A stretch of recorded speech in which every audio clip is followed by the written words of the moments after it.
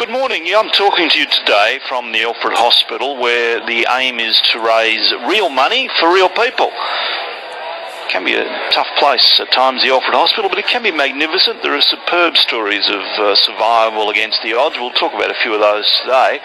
And I don't think I've ever met a staff member who was anything other than totally dedicated to doing the best by their patients. I spent a fair bit of time here with family members and friends who've been sick. I've got to know it a little from the inside, and I got to know that intensive care ward very well, which can be a scary place.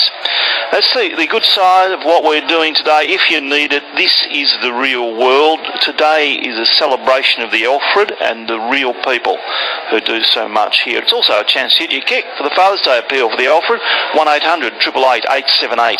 1800 888 878. So 25 past 11. Yes, the Alfred Hospital appeal is 1800 888 878. Now, a number of people, we're broadcasting from the cafeteria at the Alfred Hospital. A lot of people have been here dropping in and out and watching and making ugly signs at me. With me, he's been here watching for some time. I thought we'd have a chat because he's been very patient. Mauro, morning. Good morning, Neil. What are you doing here? I'm here for a stem cell transplant. So I've got leukemia, so yeah, I'm here for the new chance at life. And when does that happen? I get admitted today and I start radiation and chemotherapy, and then on the 5th I have the transplant. I have great results with those transplants, though. Yeah, I'm told there's a good success rate, and my donor is a very kind and loving person from America, a female. They're coming from the United States to donate. They're coming from the United States to donate, which is unbelievable. Great, isn't it? It's amazing, yeah, so I'm a very lucky man. How did you find the donor? The hospital has a register, and I think that they obviously try and match up my best chances with someone overseas. Usually it's either from Europe or America. And I did have a donor from another country, I think in Germany, but they found a better donor in America for me, a closer match. Isn't that amazing?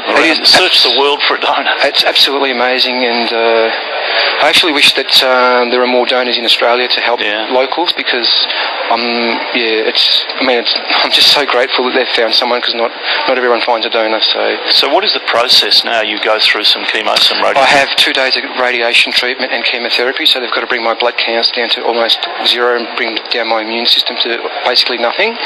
And then the transplant happens out of basically an IV drip out of a bag, so that process only takes like half an hour, and that's the new lease of life that I get. And do you go home then? I'll stay in the hospital for probably about 2 weeks so that they can make sure that my blood counts reach a good level again, and then I can go home and see my wonderful family again, and my girls. How are you feeling? Very nervous, scared.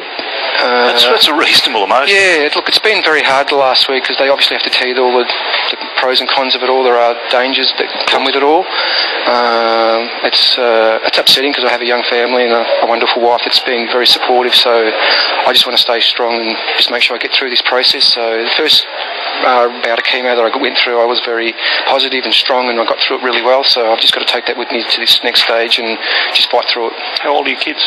I have a 13-year-old and an 8-year-old daughter, so they're very young. How are they? It's hard on the kids. It's very hard on them. They're very emotional, and we've had our little sit-down talks, and I tell them I love them, and I'm fighting very hard. I have a little funny saying with them, Rocky Balboa, I'm Rocky Balboa, I'm going to get through this and fight through it, so they have a bit of a little giggle with me about that, so it's hard on them. It's so hard. It's just been a roller coaster ride for us as a family. How long ago were you diagnosed? 3.5 months ago. So it turns your life upside down. I've always been a very active and physical and healthy eating man, so I thought I was doing all the right things. I've never smoked or hardly drunk, so they can't tell me why this happens. I just think it's an hereditary thing that happens to anyone. Yeah. You can be a healthy person, you can be an unhealthy person. It just happens. So it just knocks you for six when it does. When you do hear the news, and it's very hard on family and friends. Yeah. And you're a plasterer by trade. Plasterer by trade. So yeah. Well, tell your mates to get back to work. They're sitting there listening. Well, get back into it, boys. No mucking around. Get the job done. And my brothers have been very supportive. My family. So I've been working with them for nearly 20 years, and obviously listening to 3AW and yourself. So well, you look forward to getting back to work. I do. That's my goal. Just getting better, seeing my family and recovering and getting back to normal life. That's my goal.